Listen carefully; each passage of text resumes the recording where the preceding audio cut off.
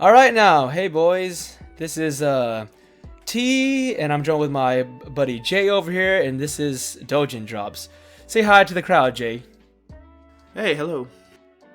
So yeah, we're trying to get back on the schedule now and do a little something different this time. You know, make probably our podcast shorter. You know, because most people don't have like an hour of time. Some people do. You know, I know they. Yeah, that's actually true. Really, the purpose of us, shortening it is also to be more consistent. Yeah, it's kind of hard to make 1 hour episodes. When we're just getting off the ground. It's annoying to edit them too. But yeah, it's. We're gonna do that, and see if this change does any better. And if it's great, then it's great. If it's not, then we'll tweak some of it. But yeah, right. Maybe we'll finally start adding some guests if we know anybody. Yeah, but anyways, Jay, man, like I was thinking after I finished Heya Camp, right? And I realized Heya Camp is not season 2 of Euro Camp, but Heya it technically is. It's just filler. But like, so here's the thing. It's like 3 minutes though. Well, the first episode, I think the first episode was like episode 0 was like 5 minutes, right? Then every episode after that was 3 minutes. See, I felt your pain when I was watching it, because when I watched it, I was thinking, what were the animators or what the directors thinking when they were making these 3 minute like segments? Because when I watched it, I was all like, it was good because after finishing Eurocamp Season 1 and Eurocamp Season 2, I was like, I need more Eurocamp. So I watched it. And I thought to myself, alright, this would probably fill the void in my heart. It kind of. They didn't actually camp in there. And it was just more along the lines of following the 3 club members and going around doing the stamp rally. And I was like, this is weird. And it was short as shit too, because, there was no opening song, but there was an ending song. And the ending song took a good 30-second chunk out of that show, so it was really like 2 minutes and a half. How'd you feel about that, man? I already know how you feel about that. What do you think? I mean, when Heya Camp came out, the thing is, when it came out, I actually have not even watched Eurocamp. I think it came out like a year ago, or like 2 anime seasons ago, and I've never really watched Eurocamp. So I'm thinking, hey, this is the sequel, and I went ahead and did probably the worst thing a Eurocamp enthusiast, anime or enthusiast or like anime fan. It sounds like you're saying Euro. It sounds like you're saying Euro, like the fucking currency in Europe. Right, I need to get some water, but yeah, Eurocamp. I made the worst mistake a Eurocamp fan can do, and I just binge watched the whole season 1. I think in one sitting. Which, to me, I think you probably shouldn't do that. It's Eurocamp is one of those animes that you gotta just watch it at your own time, man. You shouldn't really binge watch it, because I felt really sad when it ended. And then I was like, oh wait, there's another season. It's Heya Camp. Great, I'm gonna watch it right now. But I'm gonna take my time. I mean, around this time, it was just coming out every week. There was one episode was dropping every week. So I'm like, cool. And I watched the first episode, and it was just 3 minutes long. Actually, I think it was even less than that. I was very confused at first. I was like, I think maybe this is more like a teaser or like an introduction, kind of like a teaser thing. Yeah. And then episode 2 dropped, and it was like 2 minutes long, like 2 minutes and 30 minutes long. And I was like, what is this? And I looked it up, and yeah, every episode was like in the anime, I think it's the Anime News Network that I saw it out from, or one of those anime only websites. And yeah, it turns out the runtime for each episode was like 2 to 3 minutes long, episodes long, and I felt pissed. Yeah, I feel you, man. You're all like, why do they do this, man? Right in front of my salad? Really? I mean, I don't understand the purpose of that. I mean, it's filler. A lot of people just seem to out online. Sorry, they seem to think it's obviously it's filler, but I don't see a point of that. Like, I know One Piece has filler seasons, but each of those episodes is 30 minutes long. Yeah, so I would not have minded that if it was that for Heya Camp. But the animators decided, what's a good idea? Let's make these episodes 3 minutes long. Dude, I know exactly what you're talking about. That's just like It's like the melancholy Haruhi Suzumiya when they had like Haruhi-chan. Like after the season 1 and season 2 like came out, the movie, they're like, you know what's a good idea? Let's have spin-off OVAs that are like 5 minutes long. But like, at least they're 5 minutes long, right? And they're not meant to be taken like, seriously, But at the same time, right? And I feel bad also for the people that are fans of Miss Kobayashi-san's Dragon Maid. Oh yeah, the mini dragon. Kobayashi's Dragon Maid, because they have Mini Dragon, and guess what? It's a 2-3 minute long anime. How far did you get into that, or you just like you're like nah? What, Mini Dragon? Oh, I just saw one episode and I was like, no, I think I saw the first 2, and then after that I was like, nah, I'm not repeating. I was just having flashbacks of Heya Camp, and I was like, nah, I'm not. PTSD, napalm bombs dropping from the sky, releasing 3-minute filler. That Vietnam era flashback, man. Like, oh no, run, children, run! The filler! Oh god, not the filler. I'll probably start watching it maybe a day or the day episode 1 of the 2nd season comes out, but I'm not doing that right now. Well, like man, at least I feel like with the 3-minute filler, like those seasons, right? I feel like, I don't know, man. It's weird. It's like that anime, Encouragement of the Climb. The first season is 3-minute intervals, right?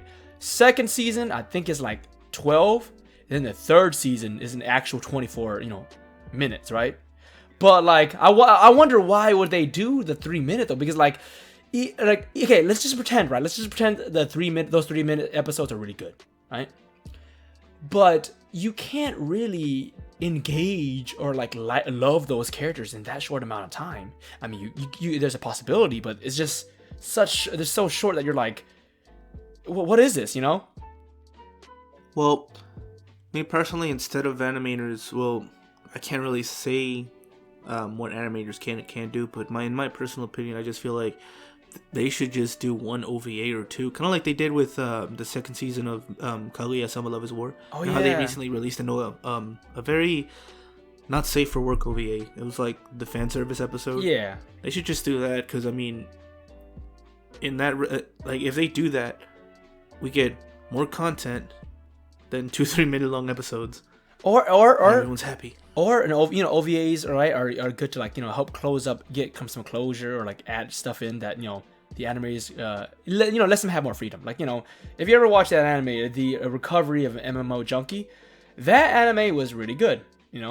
However, there could be no season 2 because the author fell terminally ill, and the author just straight up could not, finish the series. So what the author did, it's kind of like what happened to the author of High School of the Dead. I think he passed away. Yeah, and no, but this author didn't pass away though. This author for the MMO Junkie, last that I heard, didn't pass away, but just got terminally ill to the point where they couldn't finish the series anymore. So with the anime, they kind of they finished it up in the 13 episodes and kind of they wrapped it up. Basically wrapped it up, since due to the author's health. And then they threw an OVA in there just for the shits and giggles. You're like, so you're like, it's sad that it's over and the author is terminally ill.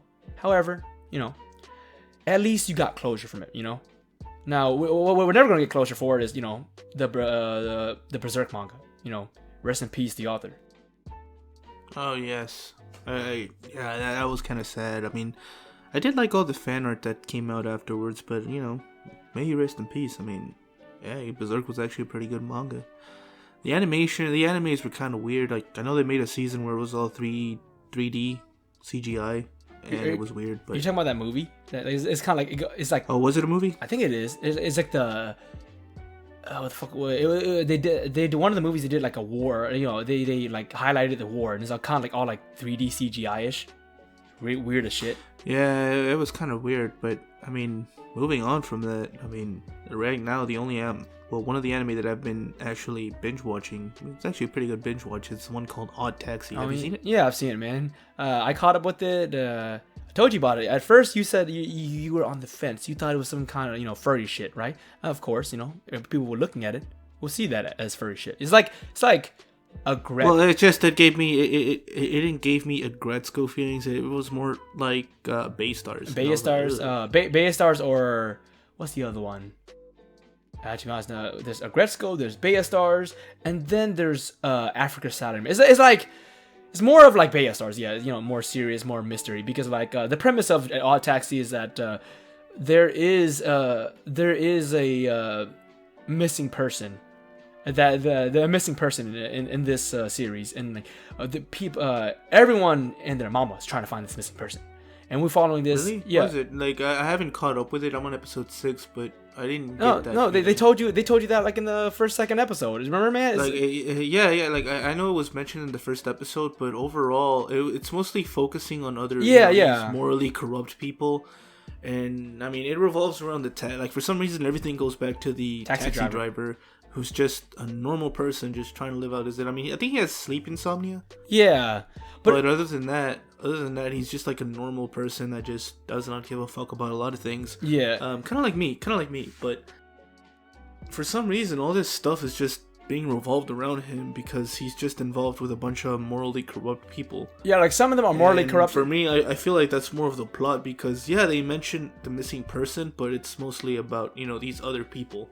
Yeah, but like the synopsis says that like, apparently that's where like the series is going towards, finding that missing person, and like everyone being involved in the series, right, is gonna like all they're all gonna connect and intertwine like their fates and like lead up to that, which I'm all like, I wonder how they're gonna do it, because so far, without any spoil, I haven't seen it. I mean, I haven't. I'm only 6 episodes. Yeah. But like right now it has 8 episodes, but it's like it's not looking like. Me being 6 episodes deep, it's not really looking like it's gonna happen. Look, I feel like it's gonna happen. It's just that like they're gonna twist it somehow. But like overall, though, all the characters are like you can hate them, or you can love them, right? But the characters are like realistic, even though they're like they're animals, literally animals. But they're which I find weird because that one cat person playing that it almost looks like you shouldn't.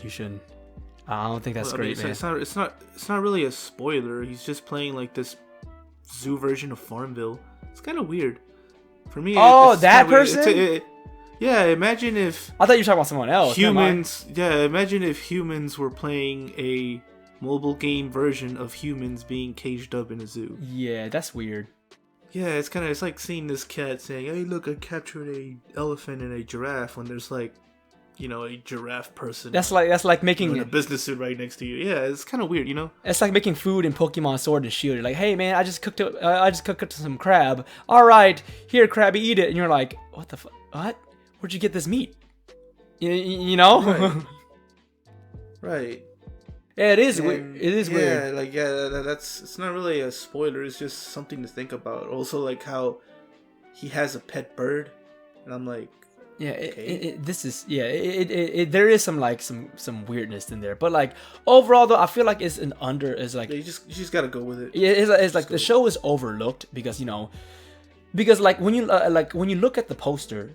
And you look at I guess like the synopsis, you're just like, nah, it looks like some Baya Stars, Gretzko, or Africa Salaryman type of shit, right? But the opening... Well, that's what was going on to my mind, is that I'm thinking it was like Africa Salaryman and... but more seriousness. Yeah, but then Africa Salaryman is not one of those animes I enjoyed watching. I liked it. So that's kind of why I was reluctant into watching Taxi. I mean, it's a good thing I still ended up coming around and watching it.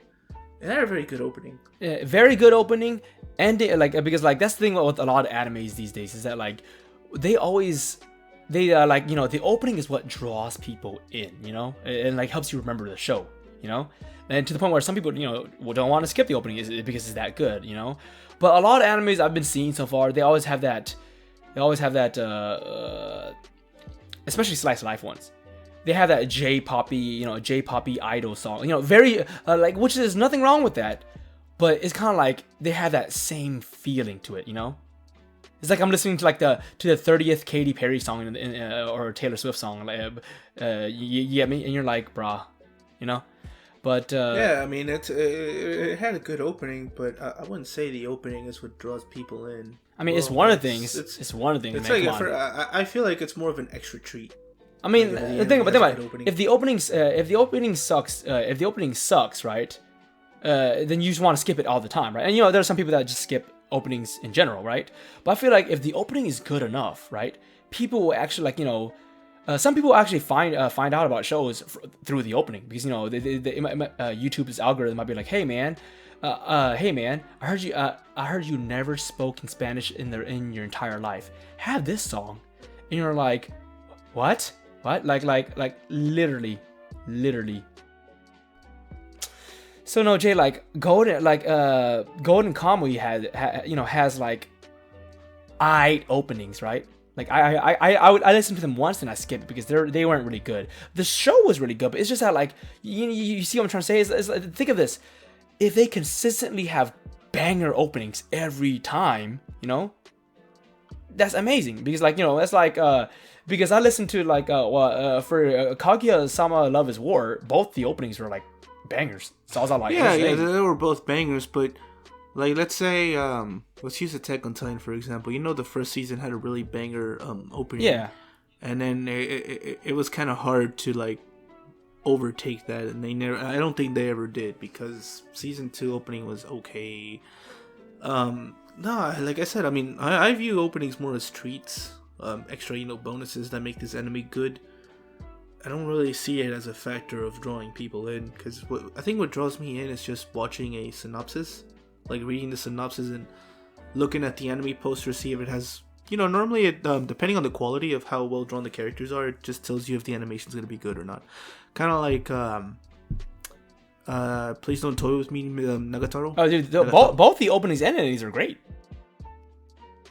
Well, yeah, but also the animation posters and all the teasers leading up to that, like all the promotional materials. Yeah. It made it look like it was gonna have really good animation, and it did. Just looking at her facial expressions and everything, it was like they ripped it off the manga and put it on the anime. Did you catch up, by the way? With Miss Nagatoro, yeah, I actually did. How'd you like the latest episode? Okay, I don't remember it much because nothing much happened in that episode. It was just, I don't know why this episode kind of felt like filler. Because I know episode 7 was when they went to the, it wasn't the beach episode. Yeah, they went to the festival. No, they went to the festival. Yeah, the festival, and that he was basically Chatakus. Senpai was Chatakus that day. Yeah, he kind of finally grew a spine, and I think this recent episode, which I think was episode 8, he's just, I think he finally grew accustomed to Nagatoro and her antics. And it's pretty much him finally adjusting, to the situation of Nagatoro. Oh, wait. Was episode 8 was when, like, she was riding him like a horse and all that, and then, they walked in, and what else happened after that? Oh, yeah. Her friends didn't walk in. It was just 2 random Yeah, then after that, like, I guess he got a splinter in his finger, and, like, she took it out instead. And then, like, because she was eavesdropping on the conversation that they were having. They're making it sound like sex. They were making it sound like it was sex, and I was like, they're like, but the thing is, like, then after that, she piggybacked on Senpai's back because he lost rock paper scissors, and I'm all like, and then he touched her ass accidentally while piggybacking, and then she just, like, jumped off and was like, oh, I'm going home, ooh, and she was. Yeah, and then she video called him in the shower and accidentally put video call. Yeah, and the thing is, I like their progression. I like the romantic progression. Yeah, I like the progression. There is no. It's not as slow as Kaguya-sama Love is War. Or, like, it's not as bad as what is it? But it also isn't as fast as Horimiya. I liked Horimiya though, man. It felt natural. Like, there was no, like, bullshit. There was no, like, they just get to the point. That's like. It was okay for me because a lot of the characters for me weren't really that interesting. I did like the fact that it was more of a love tree. It didn't just focus on one relationship, it focused on multiple. But if I was to watch an anime like that, I just watch Why the Hell Are You Here, Sensei? Which I feel like was better. It was like a better looter version. Okay, boys. Why the hell are you here, Sensei or teacher? I think we might have mentioned it before in the previous podcast. But it's basically, just be careful when you're watching it. I think it's like 14-15 minutes, but it's basically almost. Is not hentai, but it's getting very close to that. So, like, yeah, it is funny as it's funny as shit. It's not as extreme. It's not as extreme as the Interspecies Reviewers or Redo Healer.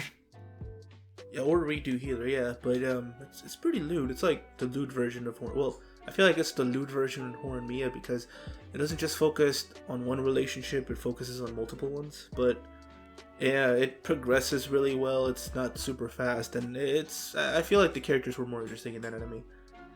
The only bad part is I think every episode is like 15 minutes long, which to me was a shame. And then each teacher gets like maybe like 3-4 episodes. I think the first teacher got more episodes than the rest of the teachers. But all I know, I think the first teacher had like 4 episodes.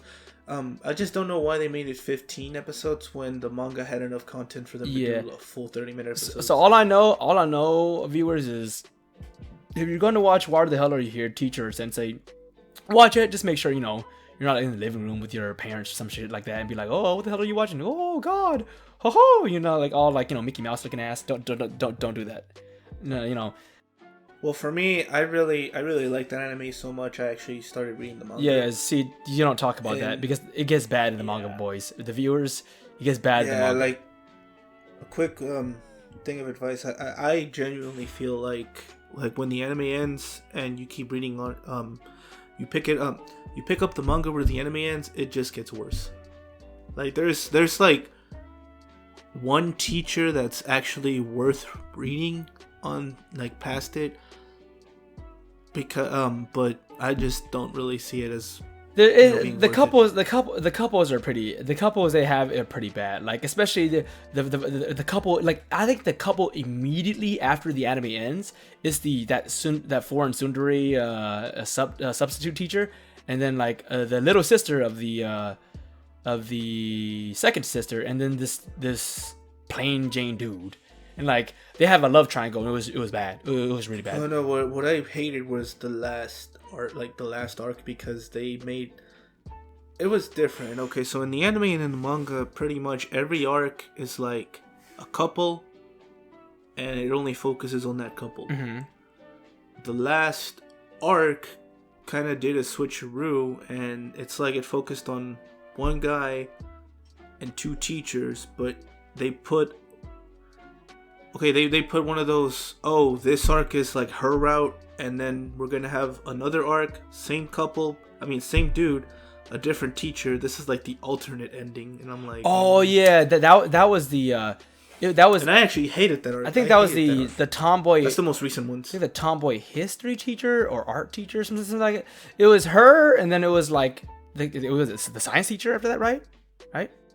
No, I think the first arc is the science teacher, and then the second one is the tomboy. Yeah, the instructor teacher. I don't really know what she was. Yeah, it was a while since I read it. All I know is that and then the dude, it was like some cross-dressing dude. It was really weird and whack. It was really weird and whack. So I don't know how to feel about it. Then after that, the worst arc for me was was it stalker history teacher girl. She was like short stacked, and it was just and if you go on Reddit, boys, everyone's gonna hate on that teacher, and you're like, oh, why did you hate on the teacher? And you read it and you're like, oh, no, you don't want that negativity in your life. You need some positive Hakim in your life. Yeah, that's why I feel like them not doing a second season was... Yeah, for the better. Which is sad because the anime is actually not that bad. It's with interspecies reviewers. The opening is pretty good. Yeah, with interspecies reviewers. People think it's porn and hentai at first, but you're all like, when you watch, you're like, the ecchi shit and hentai stuff aside, is actually a pretty good show. It has more lore and world building, better lore and world building than most animes, and I'm like, damn, and this is an ecchi one. The only bad part is I just liked it. I just liked it that it just due to the fact that it wasn't a harem. Yeah, it's actually really funny.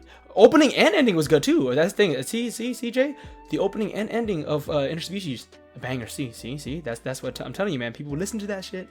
Anyways, though, moving on from that though.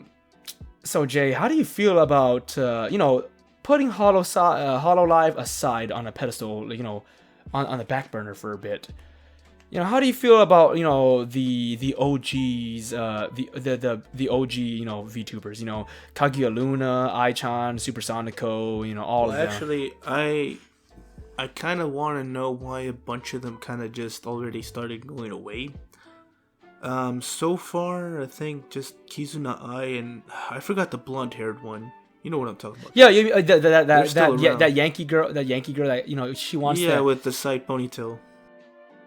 No, what is it called? She wants her. Oh crap! She wants her Middle Eastern like oil daddy or something like that. Something like that, right? I'm not too sure, man. Because she was learning. All I know is, I know Kizuna Ai, I think still did well. I think she ended up forming like her own like VTuber group, because she has another VTuber friend that operates in her channel or like is very closely associated with her channel. But I want to know what happened to Kaguya Luna. I think she's up and gone. I don't really want to say that she died or anything or she graduated. It's just her account hasn't been updated in a while, very long time. Just makes me think it's a hiatus. Hopefully it's just a hiatus and it's not a. It's a really long hiatus, but Jesus Christ, Yeah, I do know one that probably graduated would be Supersonico. Oh, you think but so? I feel like because she makes some good music, and like she just graduated just like that. Well, I mean, I think the whole point of her is she's supposed to be a mascot for Nitro Plus. She's the, I guess you could say she's like the mascot for that gaming company. Uh-huh. And then, eventually I guess they wanted to compete with Vocaloids or trying to make their own, anime idol group thing. Oh, well, not really idol, anime like rock band or punk rock. And they formed first Astronomical Velocity, which I really enjoy. They actually made some pretty good music. They did. I guess the project wasn't successful though because they didn't make that much music. I mean, they made a lot, but they also stopped. It was just during a certain period in the mid 2010s where they were making music and they just stopped. And now she's all of a gone? sudden, yeah. Then all of a sudden she's a VTuber, and she's only a VTuber for like less than a year, and then after that, poof. Yeah, she went like Danny Phantom, going ghost, whoosh, gone. But yeah, like I'm actually like sad that they're like I know Kaguya Luna is just gone because like I really thought she'd be sticking up staying on top with Well, I liked her music that she made. Yeah, I actually like the music that she made, like original songs. I'm not gonna lie too. I like Kizuna Ai's like faces and emotions she made. Those are meme worthy. I like those. I don't know, man. It feels like her Kizuna Ai's face is just so meme worthy. It's so hilarious. It's like that SFM like film that you showed me with fucking the scout from Team Fortress 2 and Kizuna Ai. Oh boy, I hope I win. Oh, you're talking about Daidamotukai's YouTube channel video. Yeah. See, the ending was really cray cray, but like the beginning was hilarious shit. Well, I mean, I know he made that video when Kizuna Ai was like the only VTuber around. I'm actually kind of sad though. I'm actually kind of sad that like that Kaguya Luna and that Yankee chick, they're kind of gone because I haven't seen that Yankee chick for a while. She's still there? Okay, last time I checked, yeah, she's still around. Oh wow. But we know for sure Supersonico and Kaguya Luna, they're just kind of just gone. Oh, another person that's gone and like it's been a while. It's been a while though. Is Monoe, like what's it? Jitami Monoe. Like basically, she's one of the Pikami. She was one of the other like VTubers in that VOMS group. Oh, the one that graduated. Yeah, she graduated because of like I guess like some according something to happened. According to something like a breach of contract. Yeah. What they said. According to everyone, a breach of contract, which I'm kind of sad about because like she just hit 100,000. She like and then like and to be honest, in VOMS, the only like the other VOMS members are also nice, but let's be honest here, like Pikami is like the one that everyone recognizes the most from the VOMS group, everything she does. But it's just that like I'm just sad that like you see another person graduate. I'm like, and then I'm wondering, is anyone else gonna like graduate from Hololive too? I hope not, But well, I know somebody already did from Hololive, but it was one of those. She never debuted it. Like I guess before she even debuted it, I guess they just terminated her contract or something. Oh wow. Two of the members, like I think the only two VTubers from Hololive China, like they're independent now. They didn't graduate, but Yeah, because they like let 'em go. something happened with the like I guess the Hololive company over there, and then they just like okay we became independent, which is they're still doing stuff, but it's just that like they're on what's that site called BBLB, right? Billy, yeah. They're on that, and they don't even like use YouTube that much, and yeah. But yeah, there are other like individual VTubers. What's that individual VTuber? Well, there's like for me, Milfy Tomboy Bug Lady Arcia Juniper, yeah, Juniper, yeah, there you go. She's funny. I like my her. favorite one. She's actually pretty funny. I liked her too. But my favorite one is still Hayate Kaze, just because she talks in English.